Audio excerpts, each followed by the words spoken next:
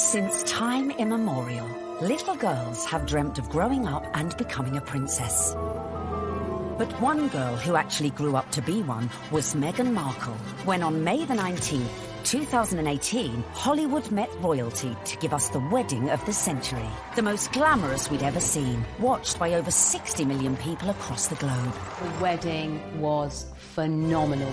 It was a royal wedding, but it was on a completely different level. But what took an ordinary Californian girl, a divorcee, all the way to Kensington Palace and to becoming Mrs. Prince Harry? Tonight, we let Meghan Markle be our guide. Thank you so much. As step by step, we reveal how she found her prince. From her lucky birth into a world of celebrity... She was beautiful, and everyone would comment on how cute she was. ...to carving a path to fame. I think it well equips her for the intrusiveness that accompanies being a member of the royal family and being followed at every turn. Entering into royal circles... She's like an arm's throw away from Pippa Middleton. And then conquering the in-laws. She found herself a true fan in the Duke of Edinburgh. He was apparently hugely impressed with how well-read Meghan was.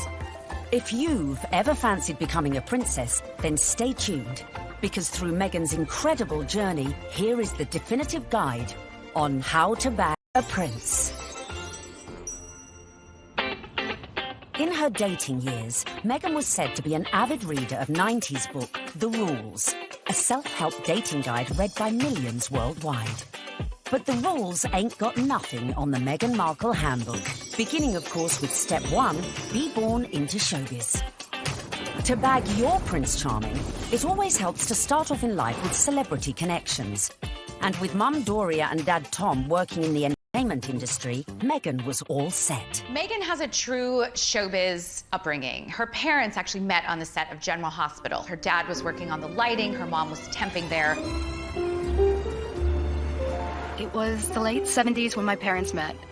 My dad was a lighting director for a soap opera, and my mom was a temp at the studio.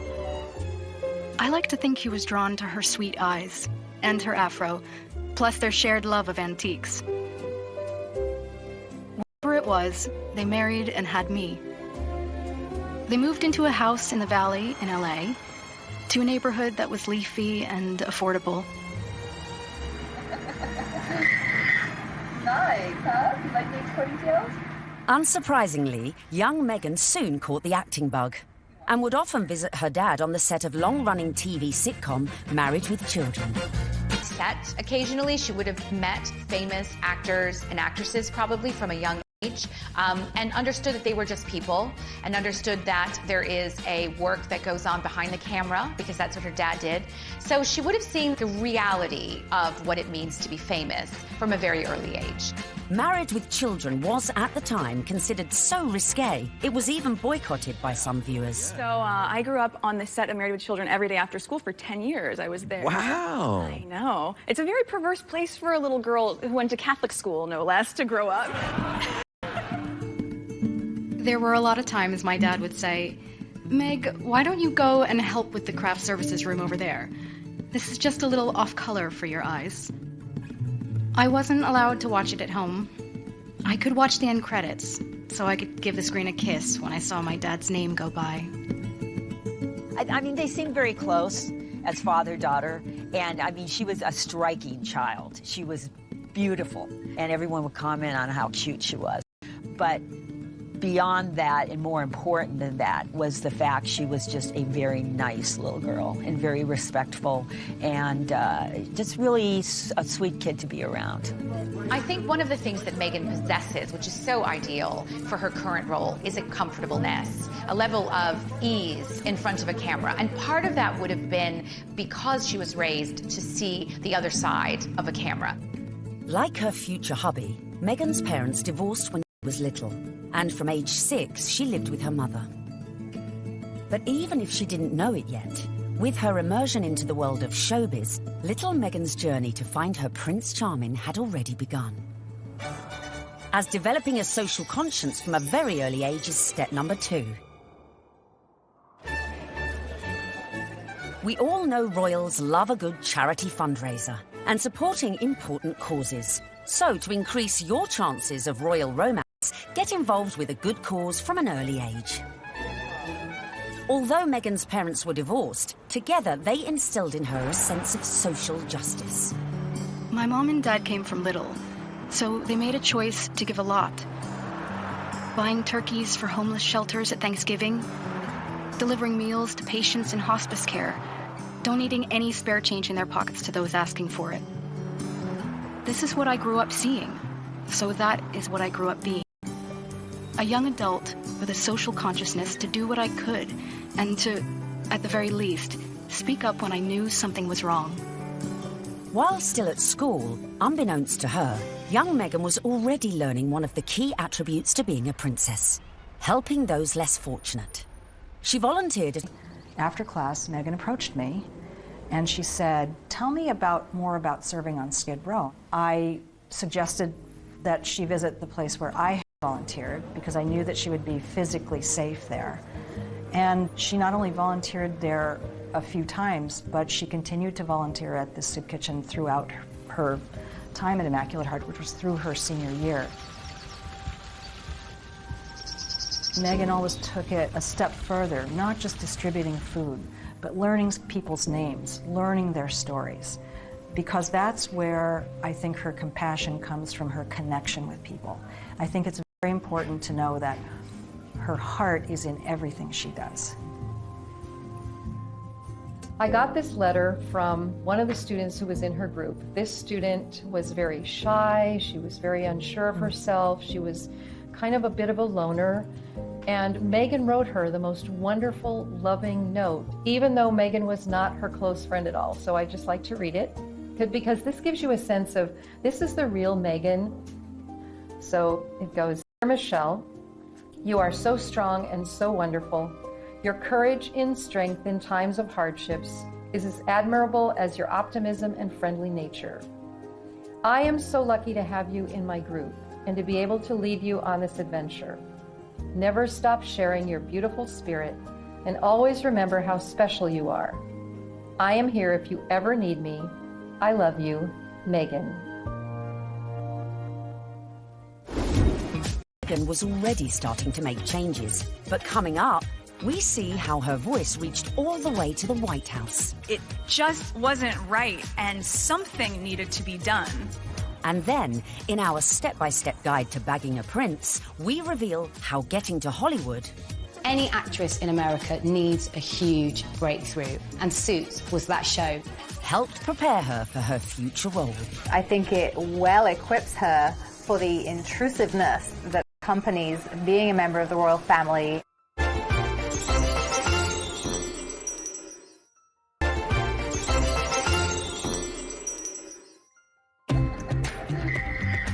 While still at school, Meghan had developed a strong social conscience. And as she grew, so too did her passion for change. Please welcome Meghan Markle. Which in 1993 took her all the way to the White House. Well, good evening. That doesn't feel like enough, does it? It's just great evening. Maybe that's better. The fact that Meghan is interested in these causes, that's not new. It's not something that she's taken up after, started from the very beginning when she was just a little girl. So Meghan's first foray into activism came when she was 11 years old, and she and some classmates were watching commercials and analysing them for their social studies class. The gloves are coming off. Women are fighting greasy pots and pans with Ivory Clear. The tagline said, "Women all over America are fighting greasy pots and pans." 2 boys from my class said, "Yeah, that's where women belong, in the kitchen." I remember feeling shocked and angry, and also just feeling so hurt. It just wasn't right, and something needed to be done. My name is Meghan Markle. I'm 12 years old. Last week at my school, we decided to watch the news for social studies. While flipping through the channels, we saw a commercial for the new Ivory Clear dishwashing liquid. In the commercial, they said women are battling grease, meaning only women do dishes.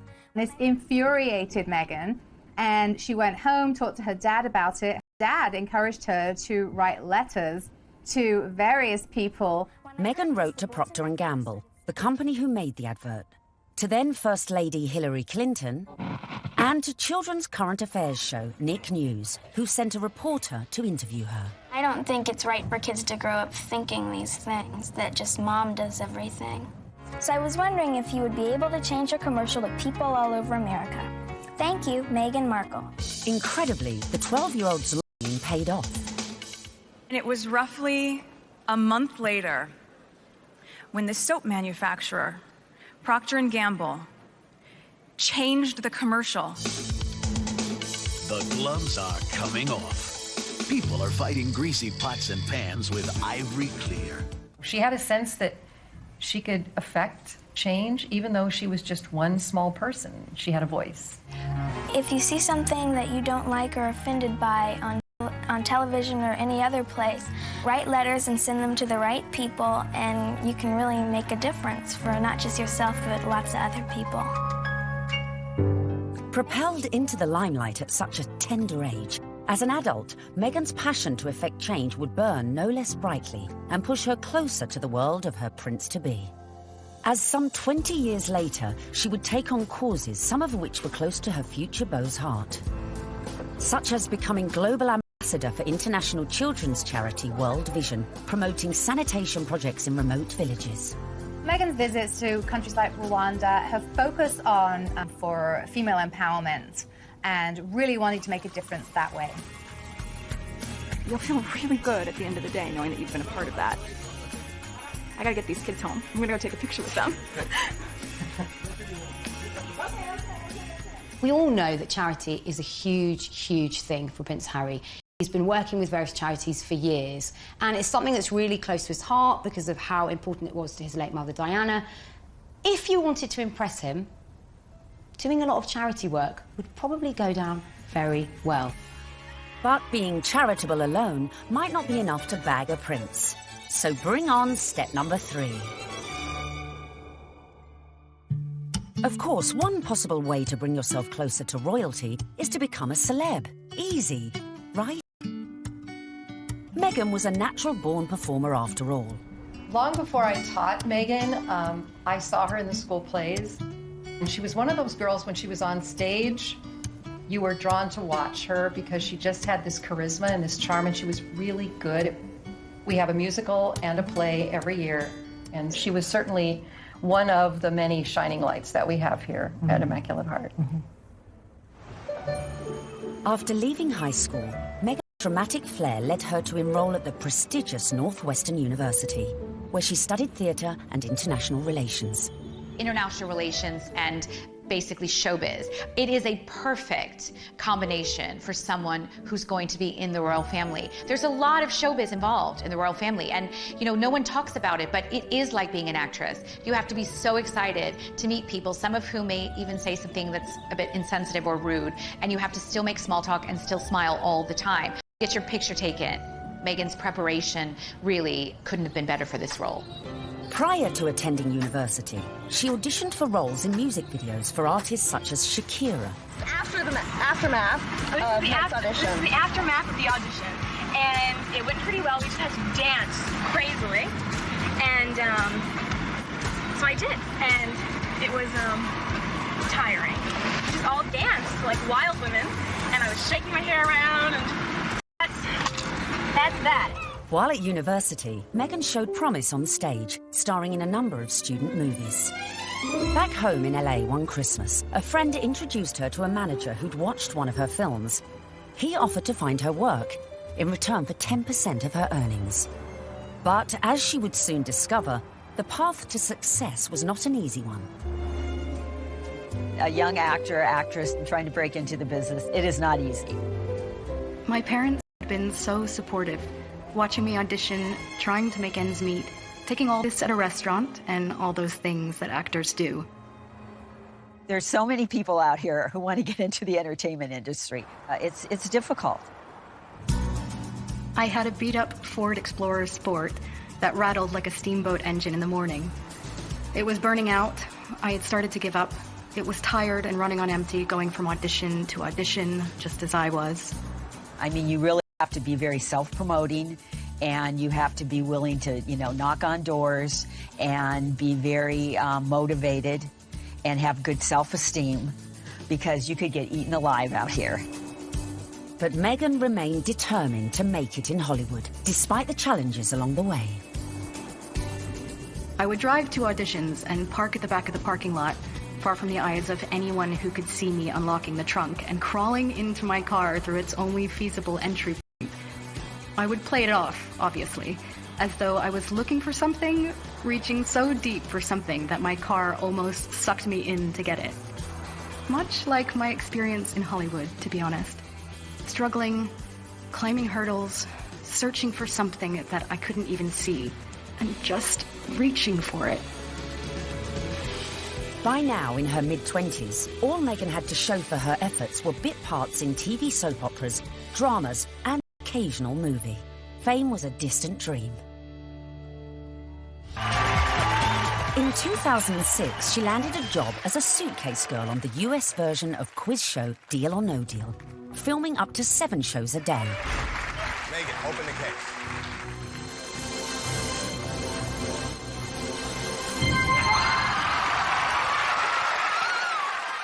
For somebody like Meghan, appearing as essentially an adornment on a game show would not be her ideal job. I'm sure she appreciated the paycheck, but she would have felt creatively unfulfilled. Just to be seen as a pair of legs or a pretty girl holding a briefcase full of cash, that's not what Meghan was after. But unfortunately, that is part of what leads to fame. You have to kind of pay your dues. You don't just start out on a show like Suits.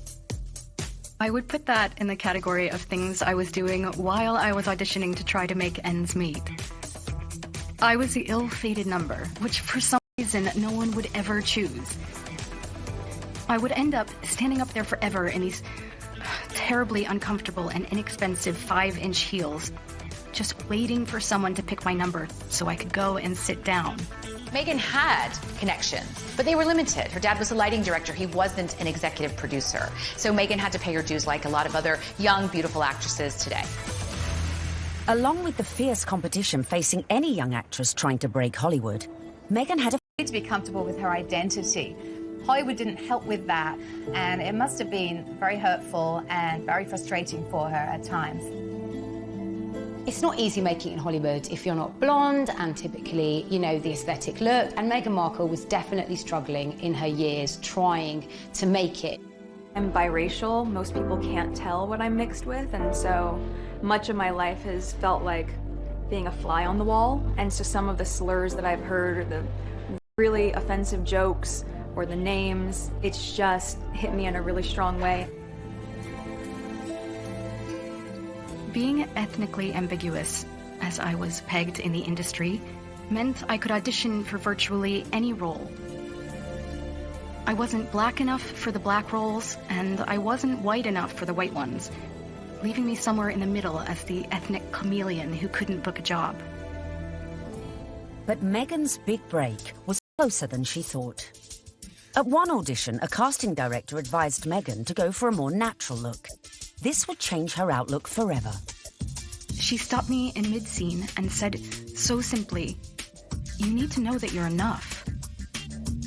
She saw all that self-doubt beaming through the self-tanner and excessive blush. You need to know that you're enough. Less makeup, more Meghan. And that moment for me was a wake-up call. Meghan had started dating film and TV producer Trevor Engelson in the early noughties, and in 2011, after 7 years together, they got married. Coming up, the moment Meghan found herself in social circles that led eventually to Prince Harry. This was her journey. It started there. And we find out what princes do on a first date. There she was sitting there. I was like, okay, well, I'm going to have to up my game.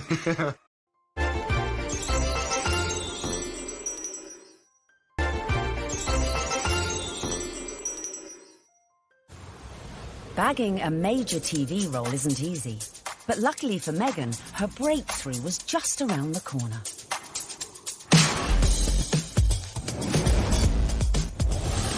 When she auditioned for a new legal drama series, it was just another day in the office, or so she thought. Suits was set in New York. but filmed in Toronto. It was the 5th pilot I would have filmed.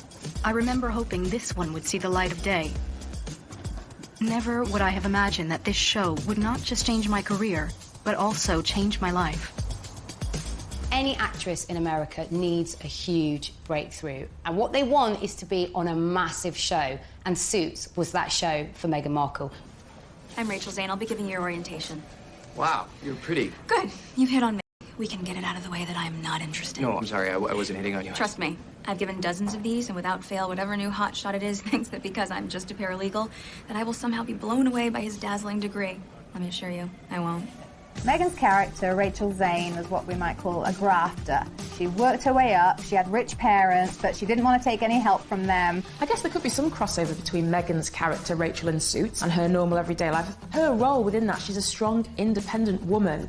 Do you know what I mean? She commands respect, she commands authority. So when you look at Meghan in everyday life, she does that as well. You know, there is kind of some fluidity between those two roles there, for sure. They're both very strong, driven, independent women, but they really have a heart of gold. They're a bit of a soft touch. They'll help anybody.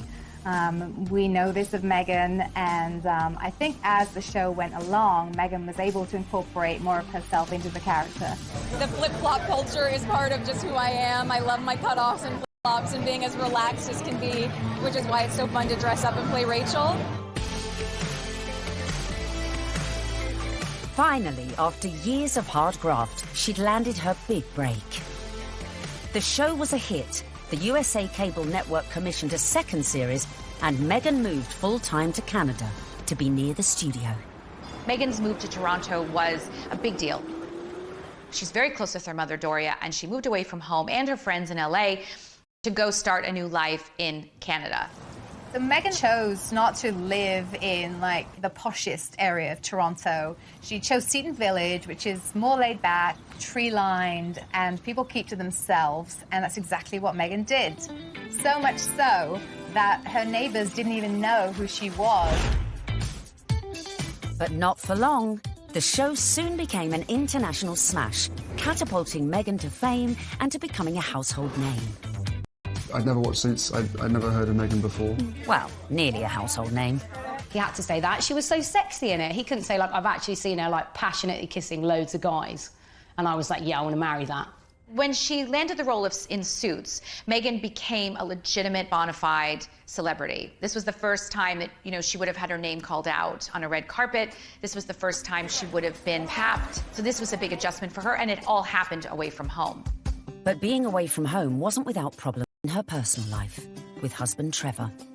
They were together for 7 years, married for 2. The problem with the marriage was the distance. And no sooner were they married than she got the gig on Suits, and she was in Toronto and he was in LA. And the relationship just didn't last. Meghan may have been unlucky in love. Before filming season 4 of Suits, Meghan complained to the programme makers. She once said that every script seems to begin with, Rachel enters wearing a towel. And at some point, she put her foot down and was like, no, I'm not doing that. She doesn't need to be that. And the character evolved. I didn't think you'd be so naive. Excuse me? Your job wasn't to talk to Mr. Bailey once, and after being moved by his tale of woe, tell me to jump him to the top of the pile. It was to assess his case and present evidence. And it's exactly what I'm doing here. I just left 2 boxes of textbook prosecutorial misconduct with your secretary. You found all of that since yesterday? Yes, because while I may only be a second-year law student, I've been a practicing paralegal for the past 8 years. Looks like I have some reading to do. I'm sorry for interrupting your day. Good afternoon, Miss Zane. Meghan's global exposure as Rachel Zane was perfect prep for another future role. I think it well equips her for the intrusiveness that accompanies being a member of the royal family and being followed at every turn, because she was very used to, you know, sort of putting her own life in the spotlight.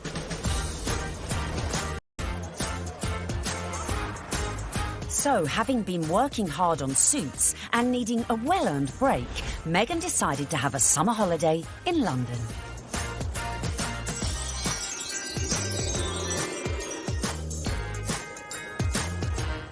The summer of 2016, which turned out to be a very important summer for Meghan, was actually initially a bit of a getaway, a bit of a girls' holiday, a romp around Europe. a celebration of the fact that she was newly single, and she decided that she'd come on a road trip.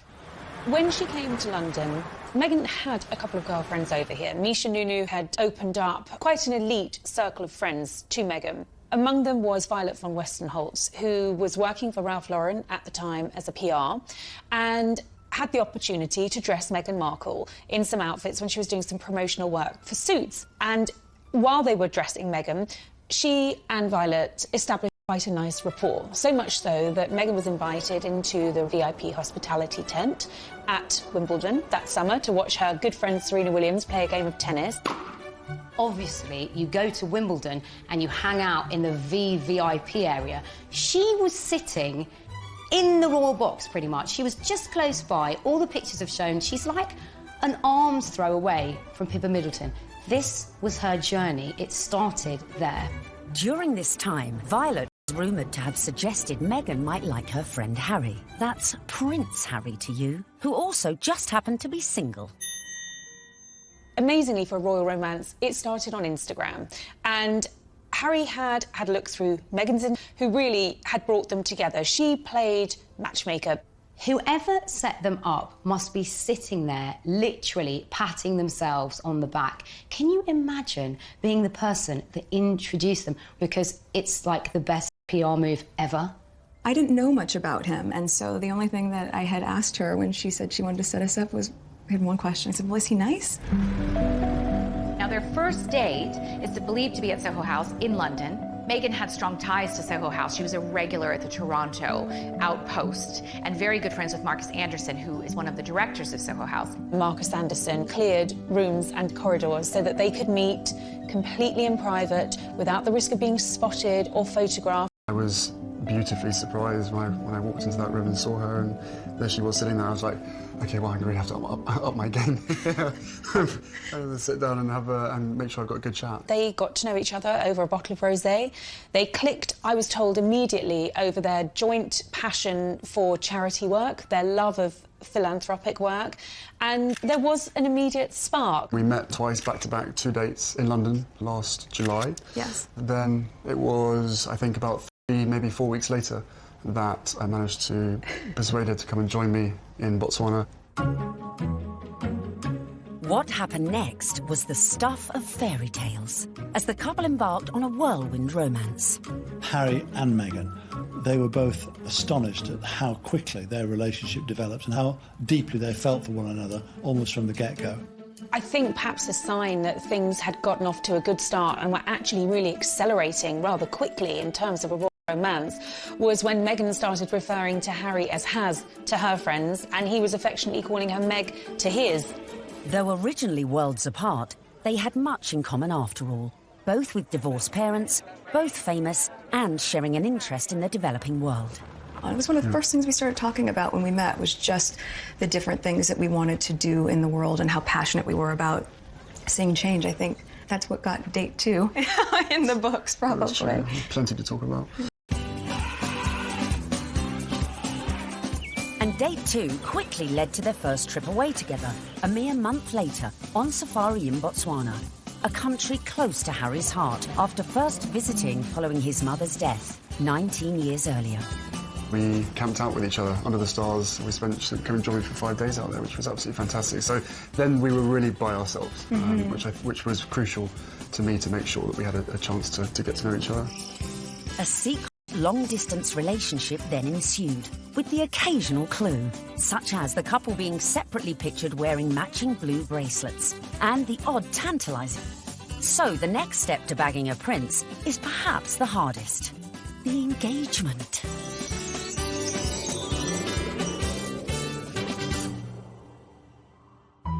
So Has and Meg were love's young dream, but there was one little problem. Of course, they had the issue of living in separate countries. Harry based in London, living at Kensington Palace, and Meghan being in Toronto, where she was filming Suits. So from the early stages, they knew that this relationship, if it was going to take off, was going to have its challenges.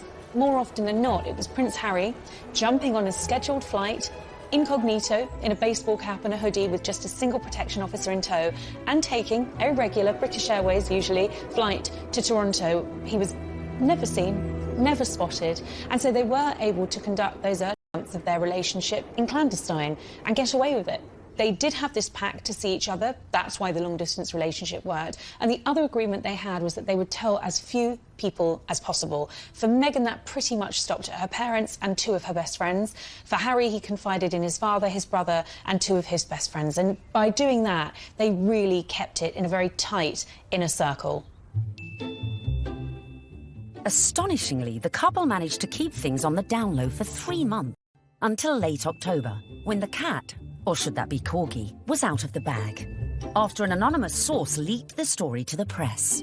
Well, I can't say much about how the story came about, apart from that the information that he was seeing Meghan came to light. And what was interesting in that circumstance, covering a story like that, is normally a name might be mentioned linked to Prince Harry and you wouldn't know who they were, and you'd have to try and research them, and you might not find very much online because they're a private individual. Of course, in Meghan's case, there's reams and reams of information about this American actress with illustrious history, not only of starring in shows like Suits, but also with this huge charitable side to her, and the fact that she had been involved with the UN and everything became apparent. So really, you have a one-fact story like that and it breaks, and the rest of Fleet Street is then playing catch-up. And it was then after the story broke that you found descending on Meghan's house, chasing after anyone that ever knew her, chasing after family members.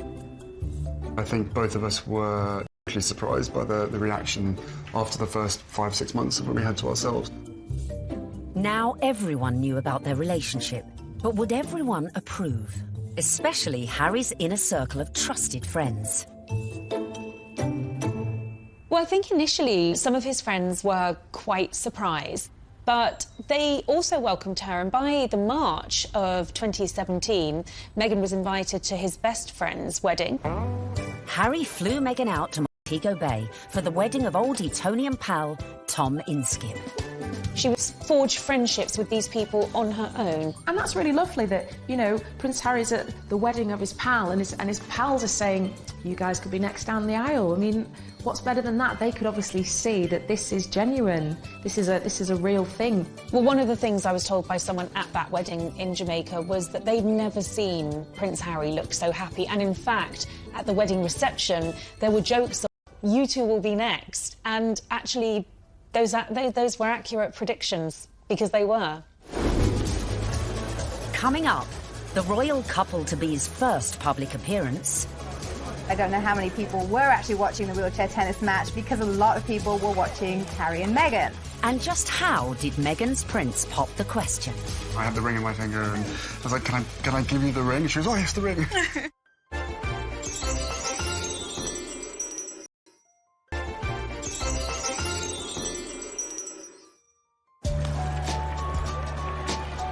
In September 2017, Meghan and Harry made their first public appearance together at the 3rd Invictus Games in Toronto. Has and Meg speculation was at fever pitch. It was the public outing that every dedicated royal watcher has been waiting for.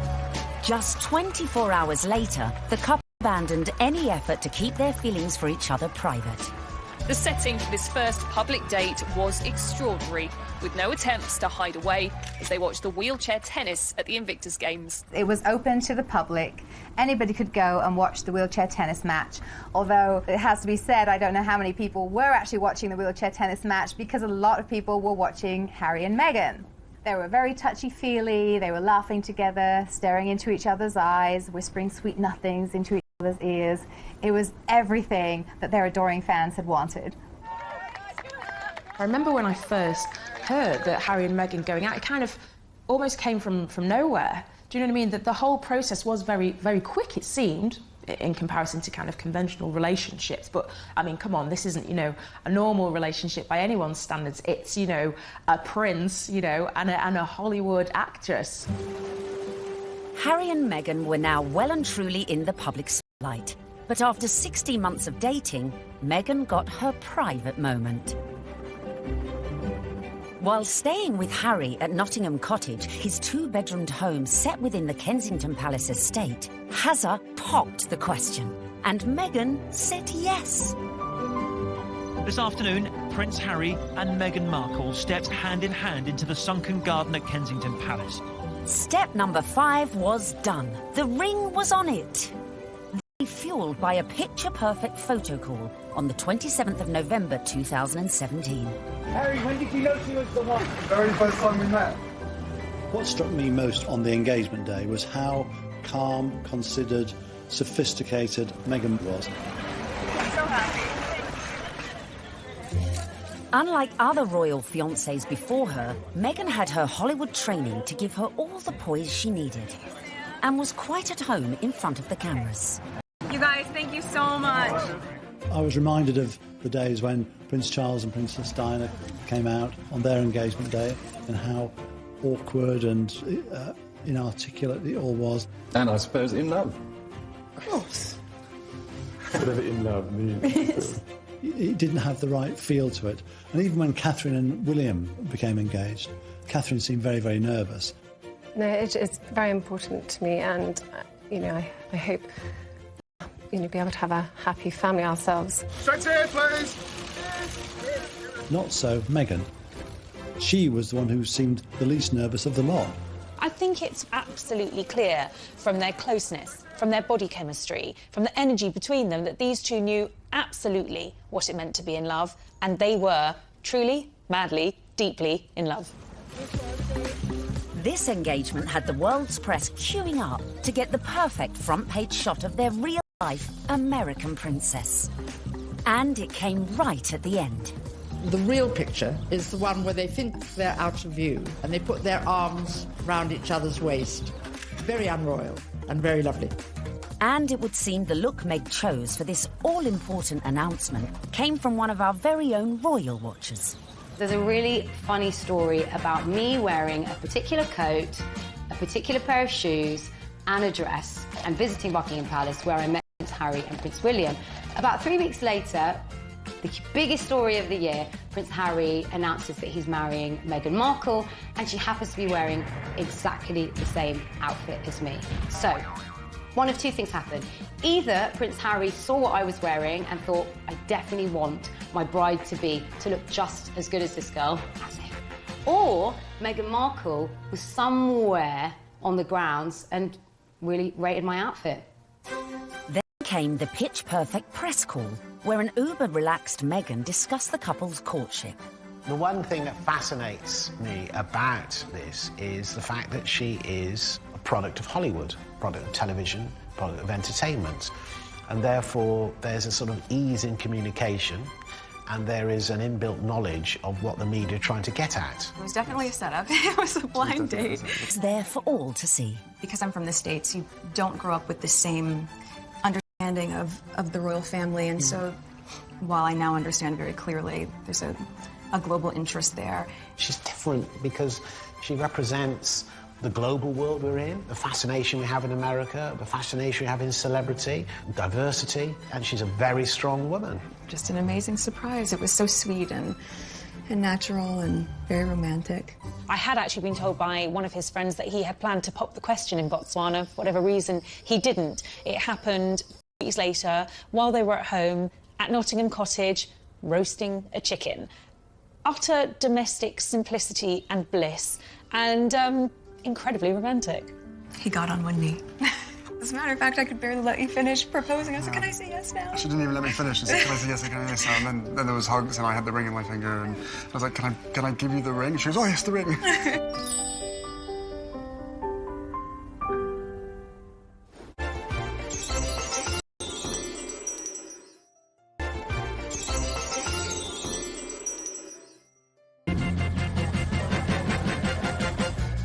Meghan and Harry were united in their passion for change. And in the months following their engagement, Meghan had thrown herself into charity, winning the hearts of the British public. It was clear from day one that she was like a duck to water. She is absolutely natural at this, very engaging, very warm, lots of eye contact.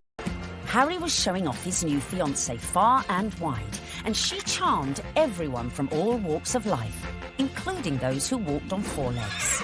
She even wore a matching coat for the occasion. You can see the American effect of Meghan Markle in every single photo call and every single walkabout. When Meghan goes on walkies with Harry, she's hugging people. In Nottingham, the couple visited charities that were close to Harry's mother's heart. You could see the pride in Prince Harry. It was a joy to watch. While back in London, a visit to Brixton brought Meghan even closer to the community.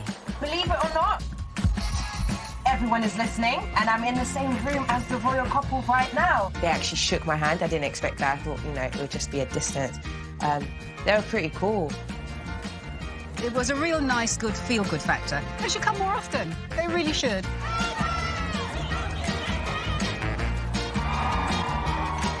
Slowly but surely, the British public was falling in love with our Meg.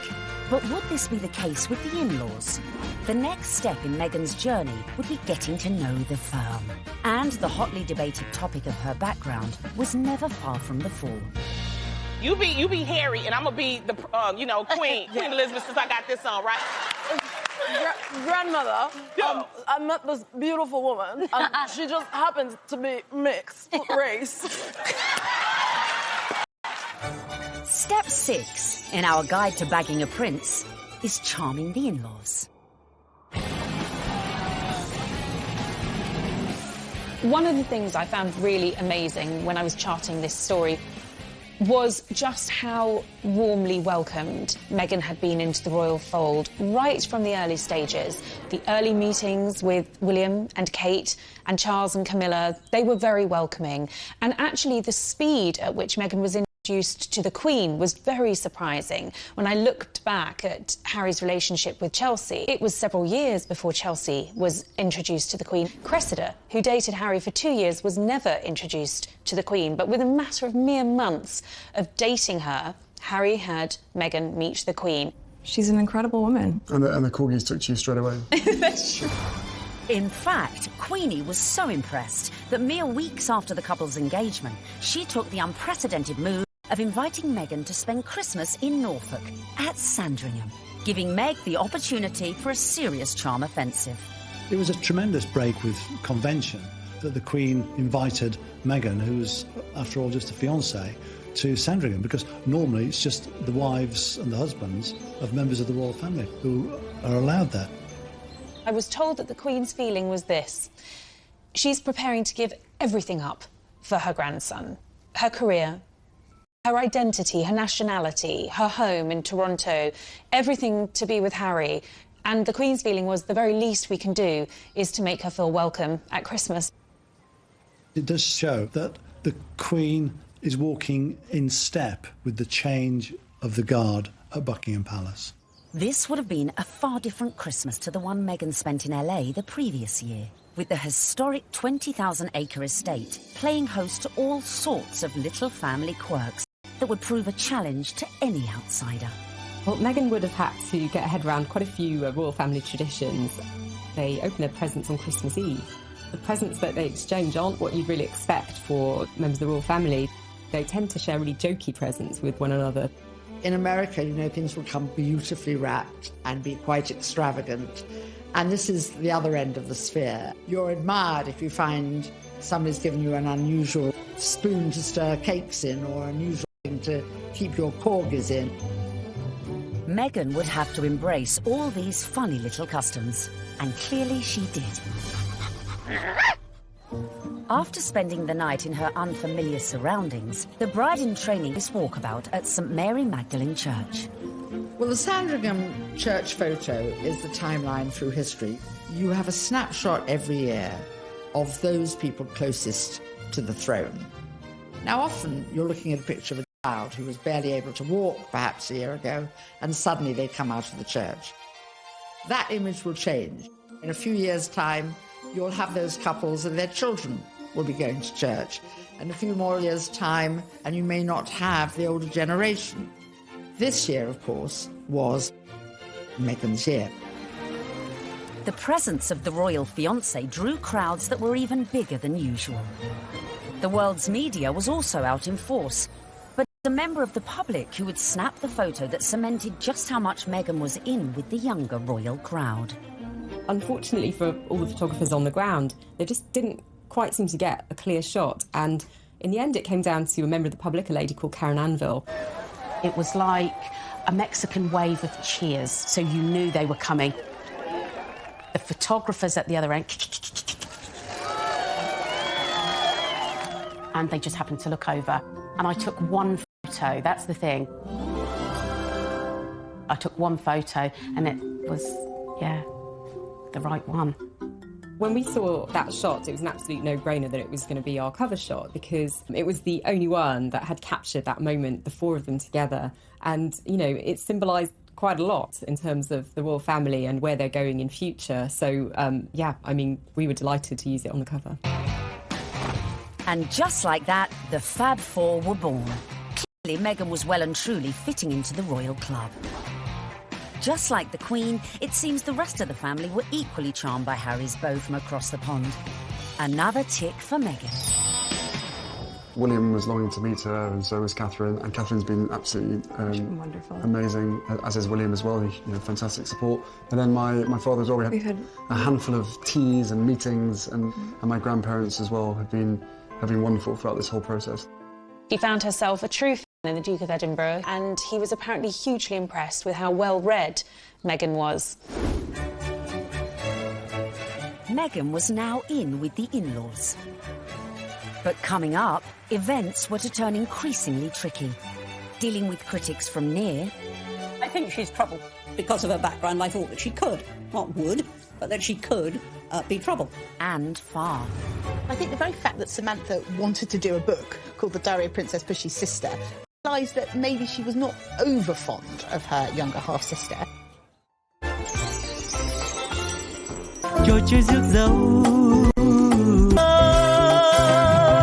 rồi ngày tháng trôi đi bao nhiêu mong ước xa xưa chỉ còn là kỷ niệm từng đêm tôi nhớ về cuộc đời đua trên bốn bề giàu lo nhiều lúc ước mơ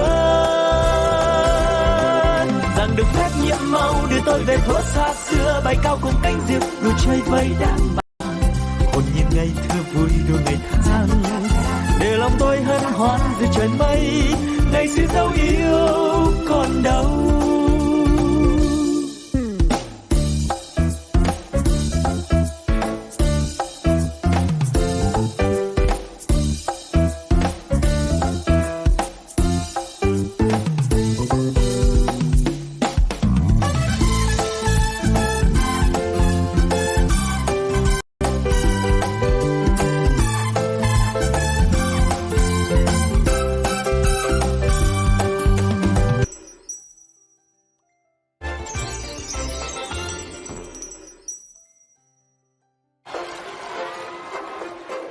Meghan was proving popular with the in-laws, the friends, and was now conquering the British public.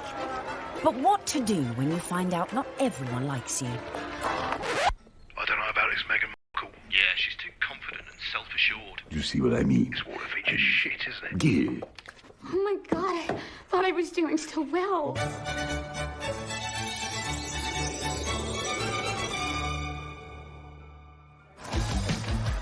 When the news that Prince Harry was dating an American actress first came out, I think that the reaction amongst the British public especially was equal parts excited and disapproving, because she's not British. From the very moment Harry and Meghan's relationship had broken in 2016, much of the press inevitably had gone raking through Meghan's past. They made it sound as though she had grown up in the slums of LA, riddled with gangsters and drugs. With some reports focusing on the breakup of her parents' marriage and her relationship with her half-siblings. Time is 7 minutes Harry past. didn't help matters when he went on to guest edit BBC Radio 4's Today programme. It started well. Morning. Very good to see you. He got some of his mates on the show, like this guy. Okay. Do I need a British accent? But if you start using long pauses between the answers, you're probably going to get the face. Are you? Let me see the face. Oh, okay. But during the course of the programme, Harry answered one question about Meghan. It was your future wife's first Christmas with the in-laws. How was it? She really enjoyed it. The family loved having her there, and it's the family that I suppose she's never had. It's the family that I suppose she's never had. But Harry's comments did not go down. What Harry said on the Today programme about the family not being close or a normal family. Samantha tweeted that was really not the case, and she defended their family as a normal family, a close family, a loving family, and didn't understand what Harry was talking about. And that wasn't the last we'd hear of Samantha, who went on to threaten publication of a tell-all book called Diary of Princess Pushy's Sister. I think the very fact that Samantha wanted to book called The Diary of Princess Pushy's Sister implies that maybe she was not over fond of her younger half-sister and maybe is a little conflicted about Meghan's success. There's no bigger media vulture with this wedding than you, is there, Miss Markle? I mean, how you have the gall to come on here and talk about media vultures? You're doing a book called The Diary of Princess Pushy's Sister. You've been trashing her for 2 years, you little vulture. I've made it clear in several interviews that you can't judge a book by its cover, and similarly, you can't judge a book by its title. Samantha also criticised Meghan's charity work. If you are interested in helping those less fortunate than yourself, it really should begin at home. Could all this bad publicity derail the wedding? And just how should Meghan respond to this particularly barbed attack? The temptation must have been huge for Meghan to have responded to the critics, who were, of course, her family members.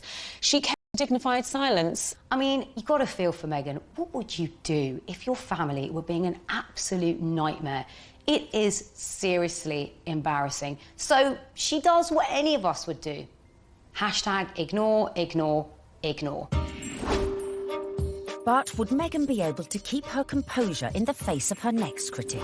A certain ex-Tory MP, a die-hard royalist, who voiced her doubts about Meghan, not in private, but in the most public setting possible, the celebrity Big Brother house. OK, let's take a vote. I think she's trouble. How long do you think she's going to be? 5 years, 10 years, 20 years? Why do you think she's trouble, Anne? Background, attitude, I worry. She's older than him. She's been married before. Yes. I add it all up and I'm uneasy. But there we go. Quite frankly, I was shocked when Anne Widdecombe said that what she said. I mean, I've always thought that she was a sensible woman. She seems to be jumping to conclusions without looking at any evidence. The ex-minister's comments sent the Twitter sphere into meltdown. When I was on Big Brother, I was called every ick and every ist going. I was homophobic, xenophobic, racist, sexist, misogynist. Nothing I said could have been remotely construed as racist by any sensible observer. You know, former marriage, all the rest of it. That because of her background, I thought that she could, not would, but that she could be trouble. She had, I think, the older generation's view of this is an outsider, a foreigner coming into a very British organisation, almost, you could say. How is that going to work? The thing that all of us have to do is adapt. We're in the here and now. Embrace. But one woman who was not prepared to embrace was Jo Marnie, girlfriend of then UKIP leader Henry Bolton, who sent a series of racist texts. Even then, Meghan kept quiet. The royals' mantra is often put up, shut up. You can't be seen to always answer back. You do have to put up at points. So actually her approach, maintaining that dignified silence, not justifying or even giving any credence to these claims, some of which were really quite unpleasant, well, it was a very royal approach to things. Look, Meghan is showing the makings of a true princess. You've got to have that decorum. You've got to, on some occasions, actually, you know, keep silent and pick your battles.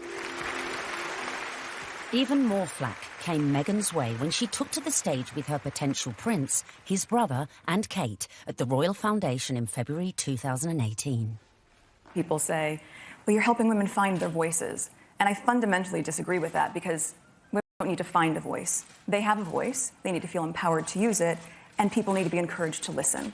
And I think there is no better time than to really continue to shine a light on women feeling empowered and people really helping to support them. She verged on the political when she was talking about women's empowerment, and it was all a bit Me Too-ish. The royals don't do that. And indeed, the day that the royals start engaging in political causes is the day you get a lot of controversy. There is a very good reason why the royals stay off politics, and it's to avoid precisely that. Not everyone shared Anne's view. It's refreshing because she isn't saying things that are incredibly controversial that we actually wouldn't stand by or back or believe in. These are really important points, important issues that she's raising, especially when she's touching on feminism. But was Meghan risking her relationship with the royals and the public? She's clever. She's using her voice in a good way. and she has actually been backed by the palace. But still the criticism came, and the palace had to release a statement defending her. Was this one step too far? This is the first time that we've heard anyone associated with the royal family talking about those campaigns.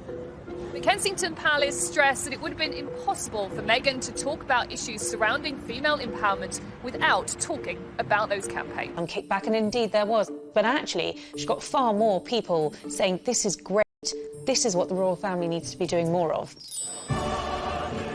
Phew. Looked like Meghan had found just the right balance to please the palace, her people, and most importantly, her prince. So, next step in our guide, embrace your prince's religion. She signed up to the Church of England, of which the Queen is supreme governor, and exactly 100 days after her engagement announcement, Meghan was baptised in the chapel of St James's Palace by the Archbishop of Canterbury. It was very special. It was beautiful, sincere, and very moving. It was a great privilege. Although she had attended a Catholic school in LA, Meg had a Protestant background. Her father was a member of the Episcopal Church of the United States. It would not have been an enormous step, to get baptised, but it was a big step in a way. But I think out of deference to the Queen and to her very strong faith, it sort of tidied things up, and it augurs well for the future because she will have to attend many, services in Church of England cathedrals. Coming up, Meghan's headed ever nearer to that chapel of love, but the journey would become increasingly problematic. With a guest list to organise... Have you got an invite to the royal wedding? Have I? Yeah. Not that I know. And dramas coming thick and fast from her very own family. All of a sudden, his health isn't good, and he can't come to the wedding. Dun, dun, dun!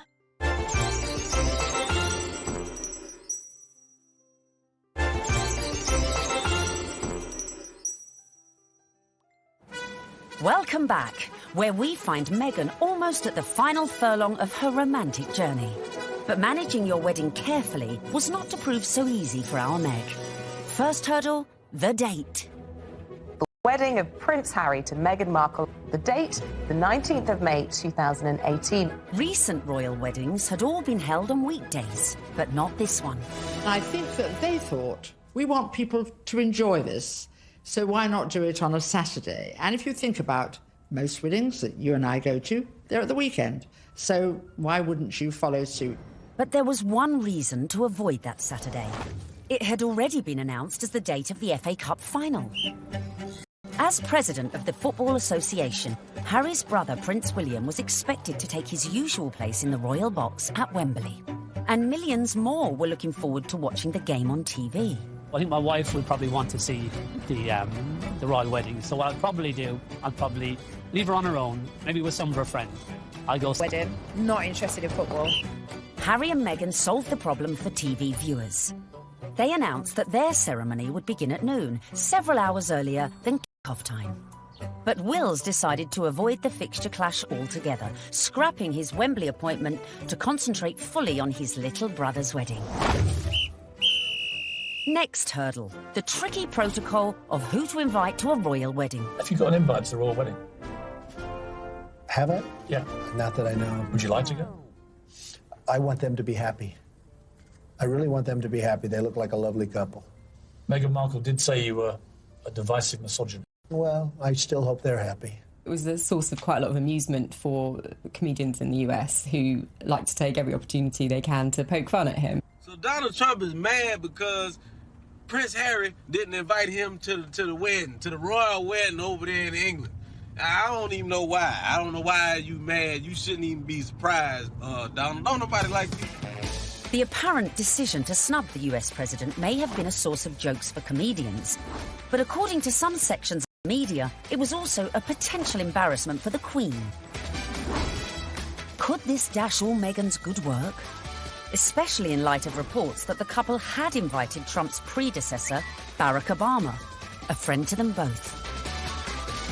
But as Harry and Meghan's wedding was a non-state event, that meant the couple could pretty much invite whoever they wanted. This is not a state occasion, this wedding. He can invite his friends and Meghan's friends. He doesn't have to invite Trump. It's as simple that. So the date was set, the invites were out, the corgis were brushed, and all was looking rosy for the big day, and for Meghan to finally become Mrs. Prince Harry. Until... That week lead up to the wedding was like watching an episode of EastEnders. It was an extraordinary week, completely overshadowed by the debacle over Mr. Markle. We were told that Thomas Markle would be walking his daughter down the aisle. In fact, a story that broke the weekend before in the Mail on Sunday undid all of that. Thomas Markle was revealed to have been staging fake pictures for the press to bolster his image pre-wedding for the reported sum of $100,000. First of all, the pictures are leaked. Her dad is posing for pictures with paparazzi. Such was the embarrassment Mr. Markle felt he'd caused to his daughter that at the 11th hour he pulled out of the wedding. It got so confusing. It was like, is he going to be coming to the wedding? Isn't he? Meghan, I was told, was utterly heartbroken. She said that she forgave him for the photographs and she wanted him there until... all of a sudden, his health isn't good and he can't come to the wedding. Dun, dun, dun! Thomas Markle said he felt that the heart attack had probably been brought about by his son writing an open letter in one of the tabloids, basically telling Harry that it wasn't too late to get out of this wedding and that his sister was nothing but trouble. The whole of the country was talking about this. What is going to happen? And then finally, we had a statement. It was a roller coaster of emotions, in fact, prompted Meghan to issue her very first solo public statement. And very tellingly, that statement began with the word sadly. Must have been really difficult, because in the end, you know, it was announced that her father wasn't be coming. Added to that, parts of the family just descended en masse without an invitation.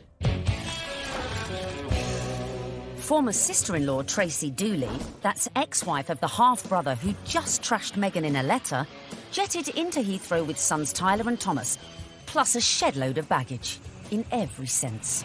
There's more likelihood that I would have got an invite. They turn up, got all the suitcases, you see them having their pictures taken in the airport, you're thinking, what is going on here? Because apparently they either think they're going to get a last-minute, you know, somebody cancelled, you can come to the wedding now, or they're just going to make money off the British media and do loads of interviews. It's all about the... Be a pretty exclusive event. Right. So, I mean, if they feel like they would like to invite us, we'd be honored, and if not, we're going to be cheering her on and totally supporting her no matter what. And then on top of all of this, Meghan has to find out that her nephew Tyler is growing cannabis and has even called his special batch Markle Sparkle. I mean, it was just disastrous from start to finish, and I think actually everyone, not just Meghan, was pleased when they packed their bags and went right back to where they came from. Cue an epic sigh of relief at the palace.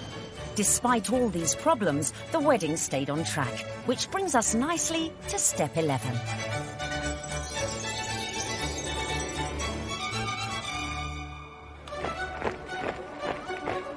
Finally, on the 19th of May 2018, less than 2 years after Harry and Meghan's very first date in Soho House, the day we'd all been waiting for.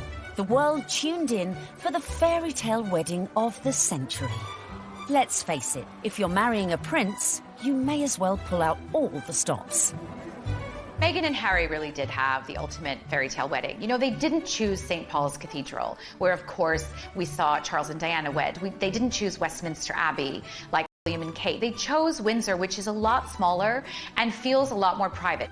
I was there at the wedding on the day, and Windsor felt like literally a fairy tale. 600 guests drifted in. It was a veritable who's who of the world's A-listers, from music, film, and sport. I think this was the very first really modern royal wedding that we've ever seen, and it was a true marriage of Hollywood royalty with British royalty.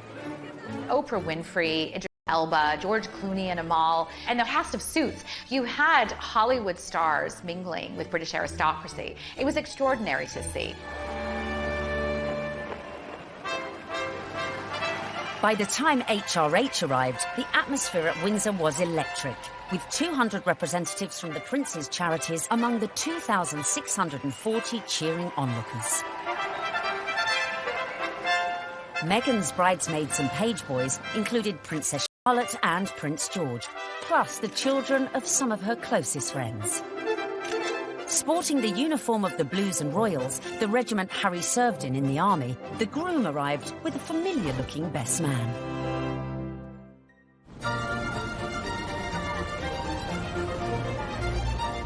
Right on cue, Meghan arrived with Mum Doria in the Queen's Rolls-Royce Phantom 4.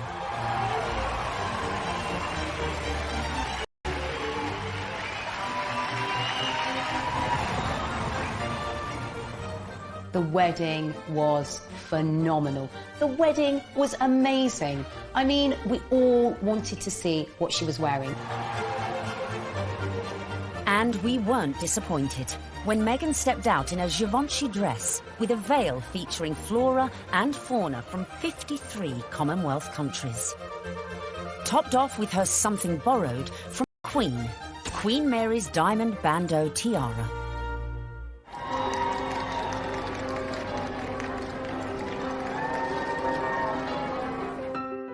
But with an absent father, who would walk Meghan down the aisle? Prince Charles rises to the occasion. Prince Charles walks her down the aisle.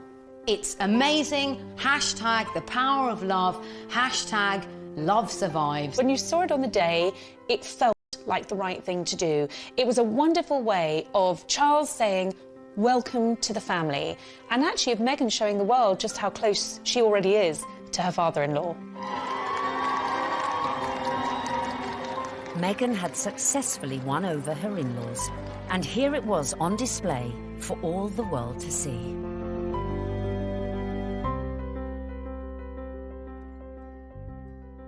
It was lovely. It was really lovely. It felt positive. And yeah, you couldn't help but smile watching it.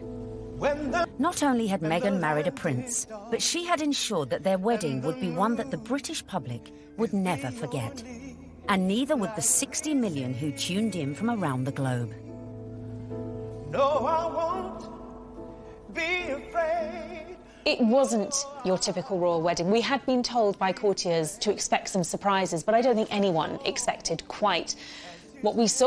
Listening to that incredible gospel choir, which was a beautiful touch and a wonderful nod to Meghan's dual heritage.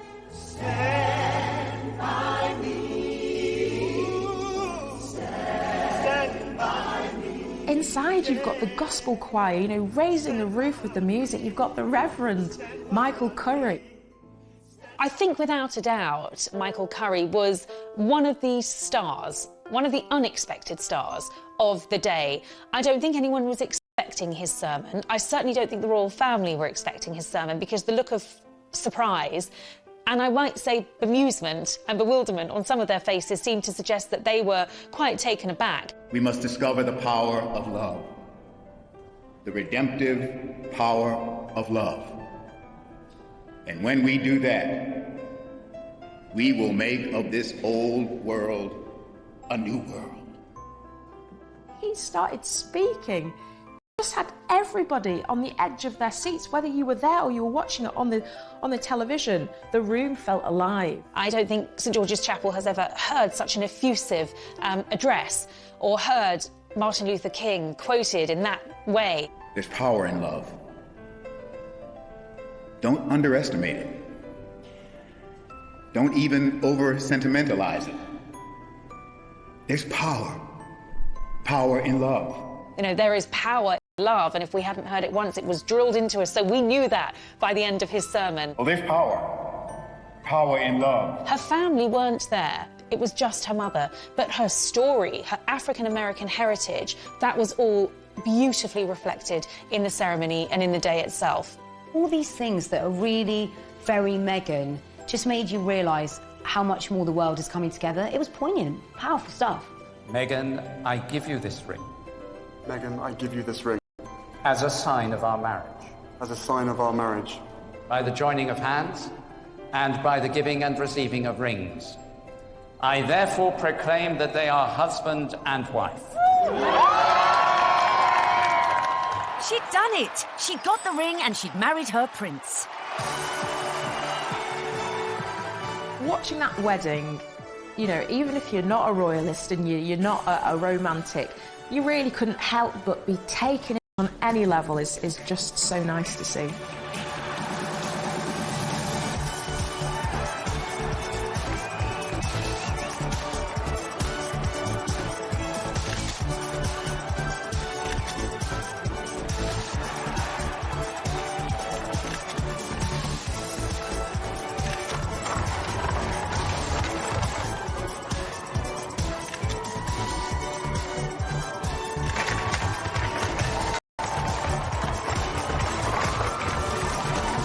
But the party was only just getting started. Serena Williams playing beer pong. I bet she aced it.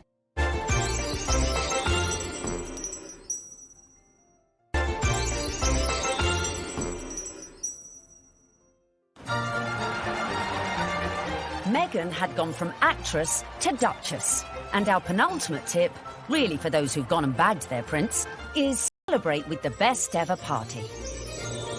Immediately after the wedding, the couple had all 600 guests back to St George's Hall for a wedding breakfast, which was hosted by Her Majesty the Queen. But the real golden ticket to that event was the private evening party, which was hosted at Frogmore that evening by Prince Charles.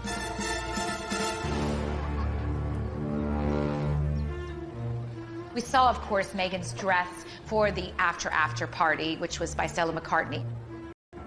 She looked glamorous. Harry looked like James Bond walking out of the palace to get into their vintage Jaguar. This was a very modern, sexy, gorgeous couple.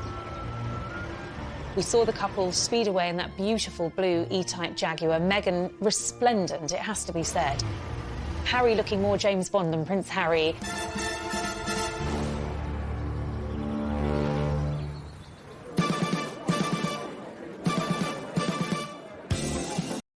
Anyone who was anyone was there, sipping on their When Harry Met Meghan ginger and rum cocktails. George and Amal, Serena Williams, James Corden, and Idris Elba, who turned DJ for the night and span a few tunes. I was put forward to DJ. I really wanted to DJ. I would have done the best wedding set in the world. It must have been incredible. Everyone's probably a bit more relaxed, a bit more loose, getting on the cocktails, having a chill. Everyone just wanted to know the juicy details of this VVIP party. Were these huge Hollywood stars and celebrities doing the same kind of things we do when we've been drinking since about midday? Yes, they were. Some wonderful tales of Serena Williams beating everyone hands down at beer pong, a drinking game. Aced it. Serena has since denied she played this game. Shame. But who knows, maybe when they throw their next party. George Clooney serving up cocktails and whisking Meghan and Kate around the dance floor. A dance-off instigated by James Corden between Princes William, Charles and Harry. Which we like to imagine looked like this. Come on, well, it's my reception. Good bust a few. Yeah, there you go. Yeah, there you go. Yeah, come on. You like that, brother? Yeah, twerk it, Wheels. Come on. Twerk it, Wheels. There you go. No, yeah. Oh, no, Grandmom just saw that. Bollocks. All right. Having an absolute laugh. I mean, was the Queen there? What was she doing? Was she watching it? Was she getting involved? It just sounds like, the doors have been closed, the curtains have been closed, and it's like, right, let's go for it. Let's have a laugh. Let's enjoy this. I think it was just a fantastic night where the couple were able to really do things their way, from serving dirty burgers at midnight out of posh burger stalls in the grounds of Frogmore to handing out monogrammed slippers so that their guests in those 6-inch Louboutins or whatever they were wearing could actually rest their weary feet come the end of the night. And if you want to ensure you throw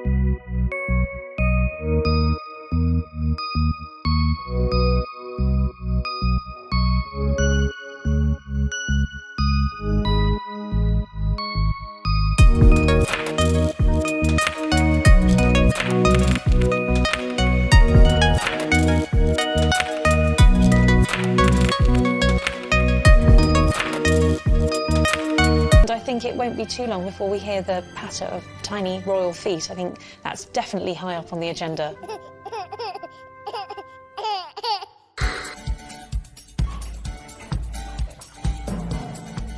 So there you have it.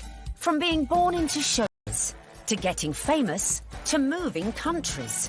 Making moves in royal circles, charming the in-laws, and staying silent in the face of criticism. Meghan Markle might not have set out to bag a prince, but follow her lead, and maybe you could do it too. It was the ultimate American dream because hers was a bit of a rags to riches story, and her journey from the leafy suburbs of LA to Toronto to Kensington Palace to St George's Chapel has been a monumental, epic and frankly incredible story. It's so good to meet you. She's a modern woman. This is how we all live, you know, from mixed race families, you know, interracial marriages, coming from different countries. That is what society is about now. The fact that she's unusual for the royal family, I think the fact that she comes from a different country, a different background, it's just a plus. She is very much a breath of fresh air. She's incredibly focused. She's incredibly driven. Women don't need to find a voice. They have a voice. They need to feel empowered to use it, and people need to be encouraged to listen. She's got the biggest platform, she's got huge ideas, and she is changing the game in a very cool way. And she makes Prince Harry happy, and so he now has that partner that he said he always wanted to share the load with. And in Meghan Markle, he found it. If this were a movie script, you would say that Meghan completes him.